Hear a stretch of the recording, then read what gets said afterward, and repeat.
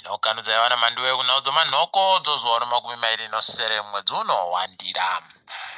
Wachamisa wapamureketo kunyika nyasi wakati hurumende yakaita zvinhu zvakanyangaritsa apo yakaisa gumbiri rakapfigira vanhu wakabva wasaya kana chokubata.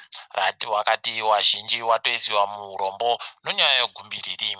Pawati pokare vanhu vari kusenza muzvipatara nokurapa vanhu vanofanira kupuwa mari kutambira iri mari yokuAmerica pabodzipo nokuti makereke avhuwepo kare. Wazhinji wandoti dai wamirira kuti makereke areke kugovhurwa pari zvino nokuti ndiko kumwe kunoita kuti dzihwari rinyanye kutekeshera. Wanoreketa makwai wati nyasi tagirei aendesiwa kuDubai nonyaya yeurwere hwache. Kwai ahwaritsa anodziwa mupengo radai kunetsa wazhinji kubva ipo akaita mabiko yache kupera kwegore rapfuura. Kwai ndege yache yasimuka nyasi nguva dzogumi mangwanani kuenda kuDubaiko paribe agoziva kuti zvii zviri kuitika.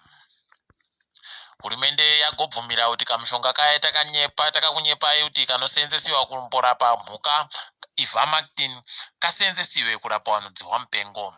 Paribe agoziva kuti zvii zvakunyatsoitika ipapo. Mudare reparamende mumiriri wedare reparamende Ruth Labode nyasi areketa kuti hurumende inofanira kuita kuti iite tusvinu nokuti yakapuwa mari yokuAmerica inosvika mamiliyoni 50 nonyika dzokuEuropean Union kuti igoita zvodzihwa mupengo. Wanga wachitosamisika kuti ikohoko vanhu vari kubhadharisiwa mari yokuti waongororwe kana wainodzihwa mupengo. Bepanhau reHerald nyasi rashamisa wazhinji wakabva wandoti chine manyanga chinoputirwa ba mumushunje ndokuti wamonzora wabva wandopuwa wanga wachiomberehwa manja nobepanhauri. Zvinoitika ba kuti bepanhau reHerald riomberere manja munhu webato rinopikisa hurumende yaro. Idi zvakatooma. Uyo muchuchisi wagopa umwe mbavha gororo inonzi Musafare Mpamhanga kuti abvumiwe kupuwa bhero asungiwa nyasi. Kwaino mapurisa wadamugwisisa kuti kohoko akaita izvi wari kuringira kuti akapuwa mari yochimanja mbudu paribe agoziva chokwadi. Kuno mumwe murume anonzi Prosper Mwedzi ari kuita zvokuisa mutemo wachewo egache waakanyora nowamwe wache kuti upinde muparliamende uitiwe mutemo wenyika. Mutemo uyu kwai unoringana zvokuteka zvemari inotekedzwa padandemutande inozivikanwa nokuti cryptocurrency pachirungu. Wazhinji wagoita kuomberera manja murume uyu noushingi hwacheyu tinoimba kuti achagozvikunda izvo ari kudazvo. Nyasi panga pakanyangaritsa mabi angu Alan Moyo arambirwa bhero apo paribe kana agoriziva kuti zvii zvichaitika ipapa nokuti kana zuva rokuti achagotanga kutongiwa ratira apo ba mutongi aramba bhero aribe kupa zvikonzero zvaarambira bhero. Tindori panyaya dzomutemodzi kurukota rozvekuitika munyika ziyambi rati ranziro parakaisa kuchinja kuti mutemo wechoupenzi mari dzinogobhadhawadzo dzichinjiwe dzichingidziwa zviri boba pamutemo. Kwai zvaakazviita aribe kuteedzera gwara rinofanira kuteedzewayo.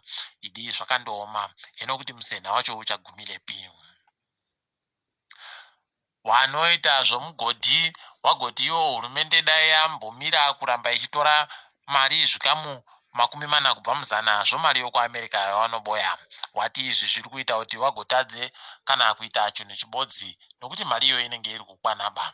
Tinoimba kuti hurumendewo vachagozvitetekerawo zvavari kureketa zvi.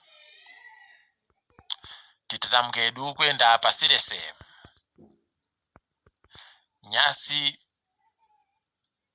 nyika dzomuAfrica dzazikana pabodzipo nedzimwe nyika dzopasi rese kuti nyika dzomuAfrica zhinji dzacho ndidzo dzakanyanya huori.